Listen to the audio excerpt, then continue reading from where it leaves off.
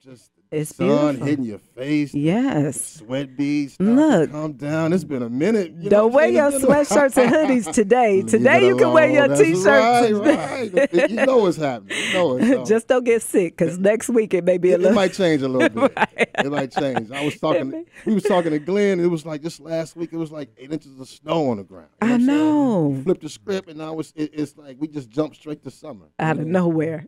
I'm cool with that. I'm Only cool in with that. Minnesota. Only in Minnesota, y'all. Hey, it is my pleasure, Minneapolis. Welcome to Minneapolis 360. I'm your host, Anthony Taylor, with the city of Minneapolis, coming to you today, as always, second and fourth Wednesdays of the month at 1 o'clock, to do what I do. You know what I'm saying? To have a platform for the city. I got a special guest in the building. Yes. I'm going to bring him in. I just want to just say a few things, but it's my pleasure to have him. So I ain't gonna spoil it, but I'm gonna shoot it to him, and he gonna shoot that 3-pointer, and it's gonna be a good look. Hey, man. I It's a good just got to let the city know he is buff and Okay, in blue. okay, Come okay. on, baby. All right. I like that teaser. It is my pleasure, y'all. I love being here in the city. I want to just get a few talking points on to y'all before we get started. There's a lot to go over, so I'm not gonna do all of the talking points, but I do want to bring our guest in so he can get busy. Listen, y'all, we know that we got some work to do around the 3rd precinct. There's a survey online that folks can kind of weigh in about the building. We've got 2 locations that we're looking at, Minneapolis, for the 3rd precinct. The one is in the same location, and then the new one that's on 2600 Minnehaha Ave. It's a city-owned building. Folks can weigh in about this process. This is huge, and we've talked about it all the time. So there's a lot of ways that folks can kind of weigh in. There are a lot of community meetings going on. There's actually one tomorrow at Midtown Global Market from 6:30 to 8:30. That's in person. Tap in. We've also got one Saturday, April 15th at Roosevelt High School, 10 a.m. to noon. Tuesday, April 18th, the Wyden, I think, Recreational Center, 6:30 to 8:30. And then on the 19th, there's 6:30 to 8:30 at Sabathany. So listen, the first people that get to the Global Market we'll get a meal voucher at the Global Market. So I want to make sure that that's out there. Yeah. Kim, this is huge. It right? is. This is huge. We've been talking about this a long time. Community has been talking about this a long time. And it's time to weigh in, y'all. The mayor's going to make his recommendation after he hears all of these information from folks in our community. And listen, there's also some smaller groups that are happening for seniors from April 12th. The American Indian community, April 14th. The Southeast Asian community, April 20th. Latino community, April 21st.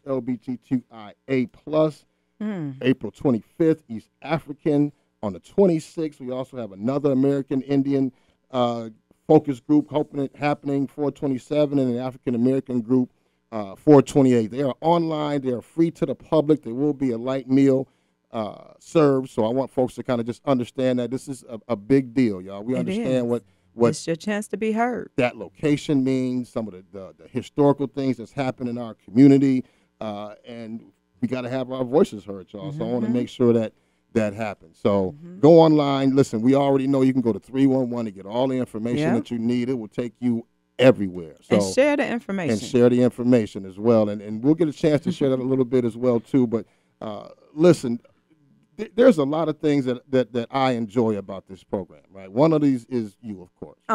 And also being able to talk to community. But really one thing that's important in my role in the city is being able to bring the city to community, right? Yeah. We love to have our city folks come on and talk to the people, provide resources, information, use that platform. And I am so privileged to have this person in my building. Y'all, Minneapolis Police Chief Brian O'Hara is in the building. What's going on, Chief? Thank you, Anthony. Thank you for having me. Thank you for coming in person, too, man. I Yes, really sir. appreciate that, man. That says a lot for a man who has a super busy schedule, I know. But thank you for coming. It's awesome to be up here, right here on Broadway. Like the studio, don't you? It's beautiful. Yeah, I the love view over the I had city. no idea you all were right here. Yeah, Right. yeah. He said, this is where it all Yeah, this is where the magic happens. That's right. So, Chief, let's get into it, man. This show is going to fly by, so I want to give you your platform, man, to talk to the people. You are very new to this role, coming from Newark to come to Minneapolis to be the police chief. Just talk about a little bit about you, man. Introduce folks to you. Let them know who you are. Thank you. Well, my name is Brian. I'm from Newark, New Jersey. I was a police officer there for 22 years. Wow. Rose up through the ranks there. Was the public safety director over the police department and actually a deputy mayor before I left to come out here. I was a street cop for a while and worked, different jobs. And then ultimately, Newark came under a consent decree, a federal consent decree, which is something that, the federal government is still investigating in Minneapolis, something that we may wind up having here as well. And just got a chance to do a lot of work with community around police reform and trying to help reduce the amount of violence that happened in the city there. And it was just incredibly meaningful work for me. So that's who I am professionally. Personally, I have two sons, 11 and 6. Wonderful. Yeah, they're still in New Jersey. Oh. My wife, Wafia, is a police officer in Newark. Wow. Yeah, she's finishing her time up there. She's a lieutenant. That's awesome. Which she was catching up to me, which is why I had to get out of there. Right, that's right. Bad enough she's in charge at home. She was coming Right. for you. Exactly. But she was just out here this weekend and had to go back to work. So, yeah, we're getting together as much as we can, and that's kind of a little bit about who I am. Yeah, that's good. And Minneapolis, listen, we've got Chief Brian O'Hare in the building, introducing himself. And listen, Chief, you're from Newark, right? Or were officer in Newark. And you decided to come to the hotbed, man, of the world, right, in Minneapolis to lead this department, to lead this city. Like, talk about that choice. Yeah.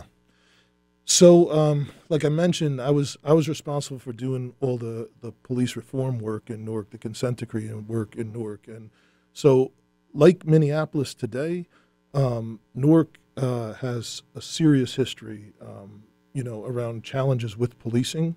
Like some really, really bad history of poor relationships between police and community, and also like very serious challenges around gun violence.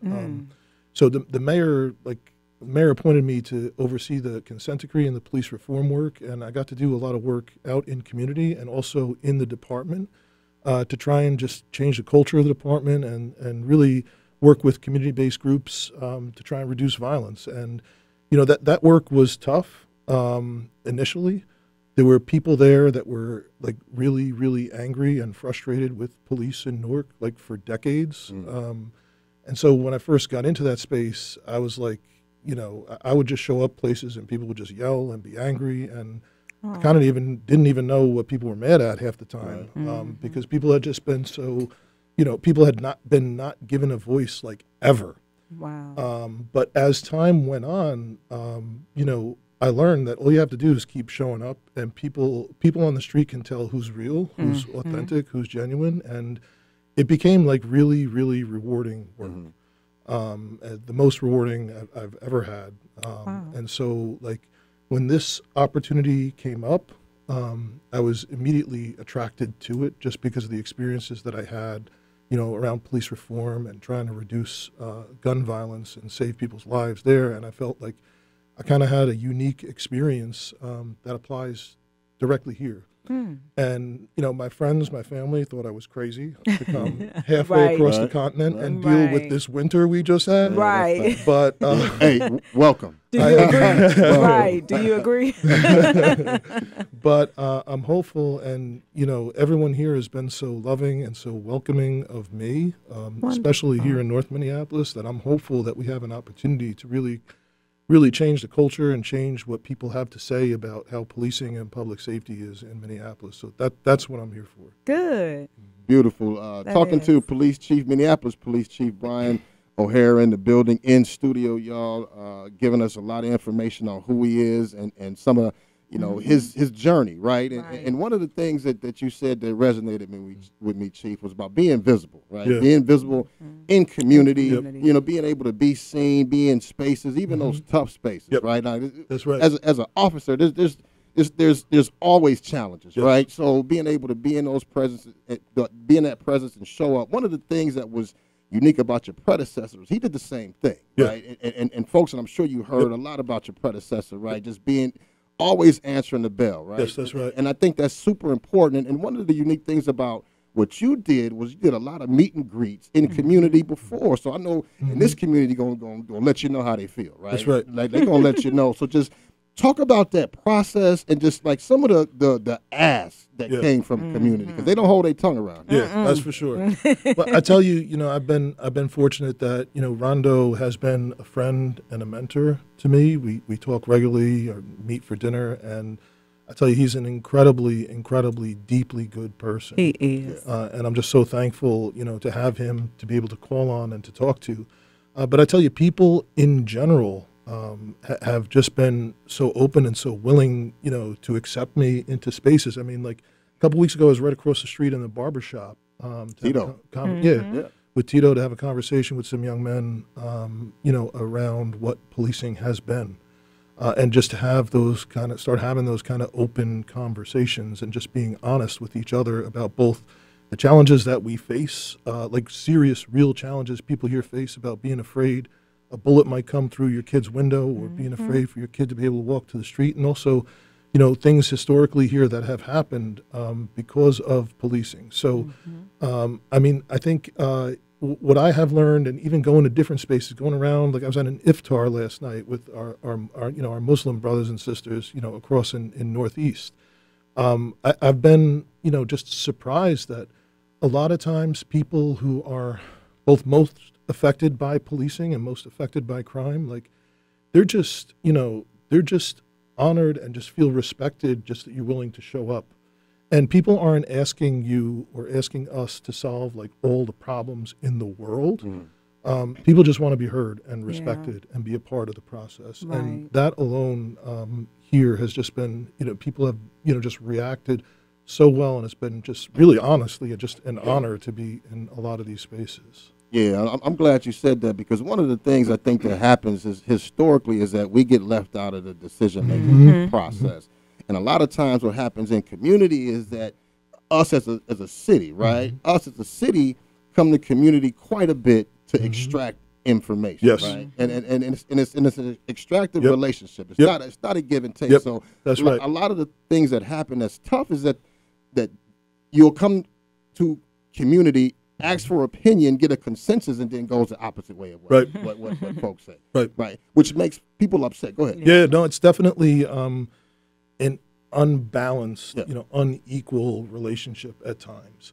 And that's why we have to be definitely, particularly as we're starting to get around some of this reform work, with this settlement agreement coming up that we're getting into to reform the police department here. And we have to be very intentional about ensuring that we're getting people's voices to be heard, so that like community actually feels like they can put their fingerprints on the policies and practices and the training of the Minneapolis Police Department. That's something that, we have to be very, very intentional about. And at the same time, I think there's been like, a scarcity of resources available in certain neighborhoods. And that has an effect on us, because a lot of times then community has no one else to call in the middle of the night but the Minneapolis police to then try and deal with the results of a lack of resources and opportunities and things like that. So it's like a layered and complex issue that we have to be very smart and aware of when we're coming into these spaces. Yeah, absolutely. And that's just good engagement, being intentional, Chief. And I'm glad you're talking about this quite a bit. One of the things that's important, and we talk a lot about when we talk about police reform, we talk about building trust, right? Yep. And cultivating relationships. And that's a huge theme in a lot of communities, especially here, right? So being able to have that relationship with the police, understanding each other's role and how we move this city forward. One of the things I want to ask you that I think is important is, as an outsider, right, coming from Newark to Minneapolis, right, how do you facilitate that change? What's your thoughts around that? Building trust and just really building that to be long term. How do you do that? Yeah. So as an outsider coming here, and I know you mentioned presence, right? I think presence is powerful, and it's not just it's being present in community, but also being present on the street when officers are out there, when officers are at these crime scenes and things are happening and things like that. And one thing I learned as an outsider here, I make it a point to show up anytime someone is killed, anytime someone is murdered in the city. I want to be there myself. And I'll never forget the first murder that happened while I was the police chief was on Lyndale, the second Saturday in November in the afternoon, and a young man was shot several times and died in his car. And I'll never forget, some young men came up to the scene and they were yelling from behind the police tape. And I saw some of the cops walk over and kind of got frustrated because they were yelling and then just kind of walked away. And I walked up to them and started engaging with them, and they were angry and just outraged because another young person had been killed, and that people, in their voice, like people, locally weren't saying anything about and knew what happened, that kind of thing. But what they said to me was, this happened because police had kind of withdrawn. That people were angry that a man was murdered by police, and people were outraged about that and the things that had happened. But they felt like police withdrew from being present in spaces, and because of the police were not there, not engaging with community, only responding to things after the fact, that in and of itself has caused people to die, has caused more crimes to happen, and so on. So I think it's kind of basic. Like, even though we've lost so many police officers, and we have to continue to respond to things after the fact, we still need to be very, very intentional about trying to engage outside of law enforcement spaces. Like, the problem is people don't call the police on their best day, right? Like, mom and dad don't call me over to the front porch to talk about how well their marriage is going, right? They call us when things are at their worst, right? So we have to be trying to get our officers in spaces, particularly where they can be around young people, so that people can see us other than we're there to arrest somebody, other than we're there to stop somebody. They need to be able to start seeing us more doing positive, non-law enforcement things so that we can try and change this perception. And that's like the essence of trying to rebuild that trust over time. And it's something that, as the police chief, I have to make sure every day that I'm holding officers accountable, not just for not doing the things they're not supposed to do. That's what people be focusing on. But also, we got to reward the type of behaviors that we want to see. If we're saying, like, we value police to be out here engaging, doing things with the community, we need to make sure that we're lifting up those officers and rewarding them internally to make sure that we have the motivated officers that we need to do good policing and that are doing the things that and showing the values that community expects to see. I think that's so valuable, Chief, and I'm glad you talked about that. And again, Minneapolis, we are with Chief Brian O'Hara, new police chief for our city, coming today in studio on a busy day for him. I know it.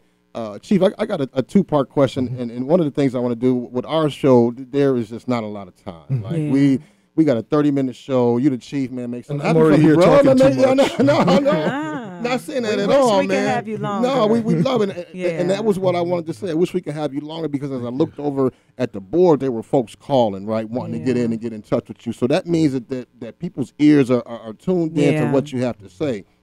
And I say that to say this, right? You talk about the reputation of MPD. You talk about the shrinking force that is happening. You're talking about goals that you have to kind of reform PD and what the goals that you have about officers improving how it serves its residents. Talk about some of the goals that you have and the challenges with the workforce, the reputation of MPD. Talk a little bit about that so folks kind of get a general idea of where you're going. Yeah, so the reality is we've lost hundreds of police officers here since 2020. Reality is the police department here continues to get smaller each week. Wow. Through normal attrition, people leaving, through regular means. They're separating, they're retiring, whatever. And we're not bringing on as many people as we can just to keep pace with that. The good news is we're starting to see an increase in applications, people who want to be community service officers, people who want to come to Minneapolis that are officers in some of the neighboring towns. Like, that has significantly increased. So that's something that will change, but it's going to take time to change that.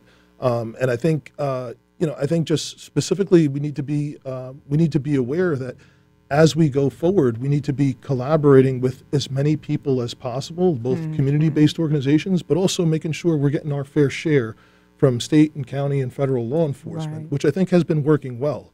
I mean, the reality today is we have the lowest number of officers that we've had in decades.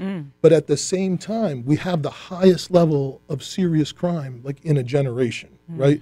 So because of that, we need to be as precisely focused as we can on kind of that 1% that's out here causing the most harm, that's pulling triggers and is either just as likely to shoot or be shot and killed themselves, and doing everything we can to just, try and keep people alive. And I think that's kind of been our focus. And, we are seeing some serious results from that, but it is not sustainable over time. Like, we do need more investments into the police department, and we do need more people, and we do need more support for our community-based organizations that are out here, with the same goal as us, just trying to keep people alive. Yeah, absolutely. And one of the things about our community-based organization, there's a lot of brothers and sisters doing great work in those organizations, right, that would love to partner with MPD.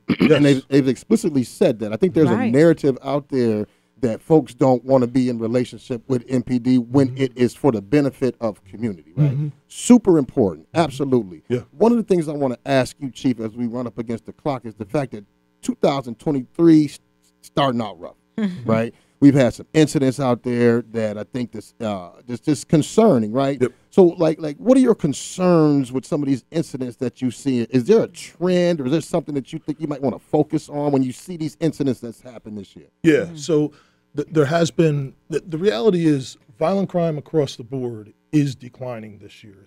We've had 45% a decrease in shooting incidents. That means that there are 43 families year to date that have not had a family member shot in Minneapolis. That's a real number. Carjackings are down 46%, robberies are down by a third, our murders are down.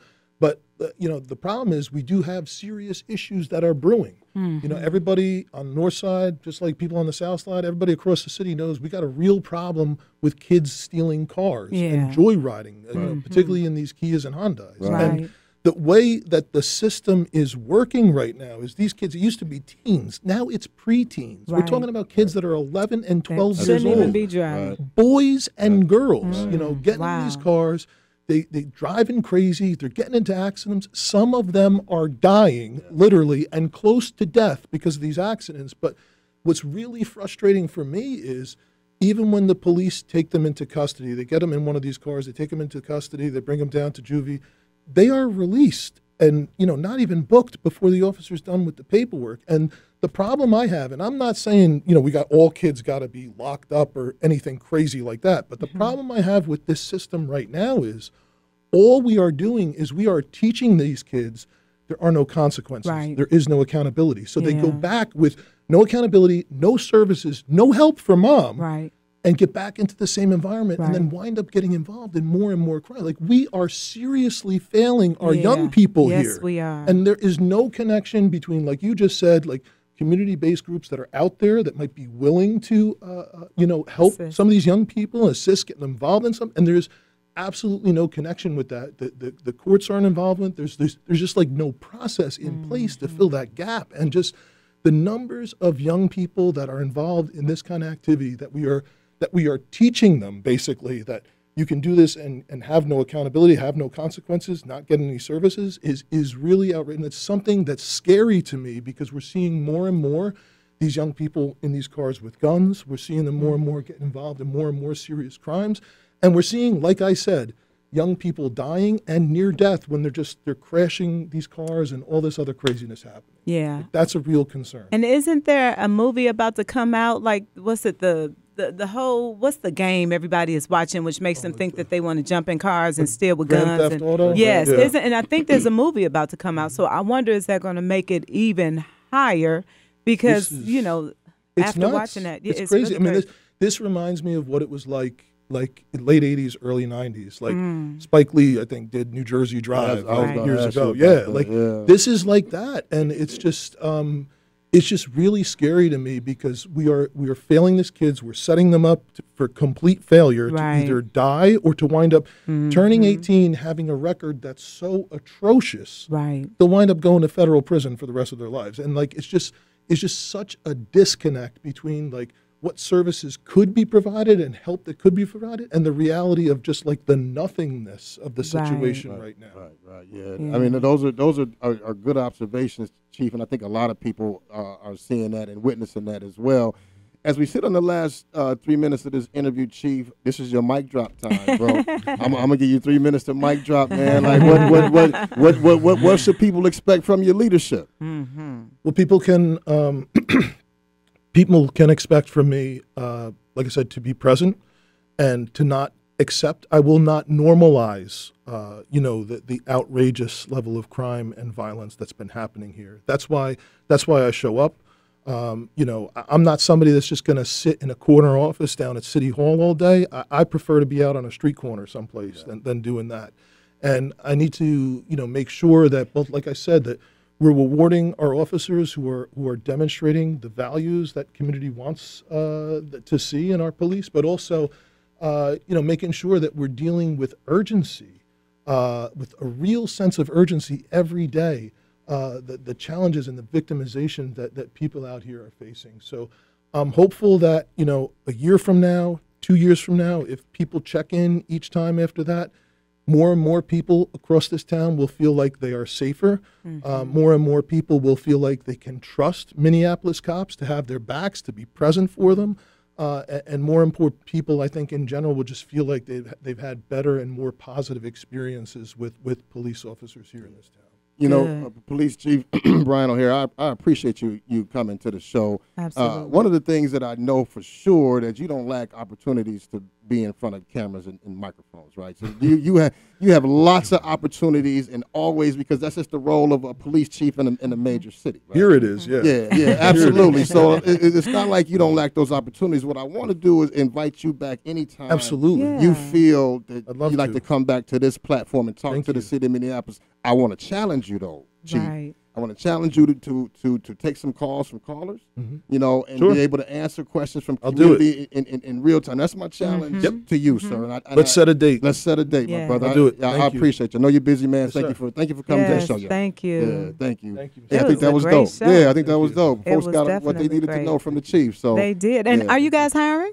Just Yes, in of case? course. So Yeah, in of his course. city, if you guys want to become a police, We need more people from Minneapolis on the Minneapolis Police Department. We need more kids from this city to be a part of making the change that they want to see in their neighborhoods. And Right. we have the ability to do it. We have the ability to hire kids out of high school in this Wow. town and pay them to go to college and pay for their college. Oh. And then a couple years, get a job that could change people's lives. Right. And that's real. That's out there. And I want all of that money to go for kids from Minneapolis. I love it. Yeah, Yes. So beautiful. please Yeah, tell a friend and tell a absolutely. friend. Tell a friend, Yes, tell a yes, friend. yes, Share that yes. information. Don't hoard that. Do not hoard it. Yeah, good show. Always good to see you, man. You as Yeah, well. yeah. I appreciate it. Appreciate This you was too. great. Twin Cities, don't forget it's the 14th annual KMOJ Voyage Cruise along the St. Croix. That's happening Saturday, May 27th. Get your tickets. They are at Urban Lights or online at Eventbrite. And, of course, you can contact me for more info, 763-228-7968. It's 89.9 KMOJ, the People Station. One love, kings and queens.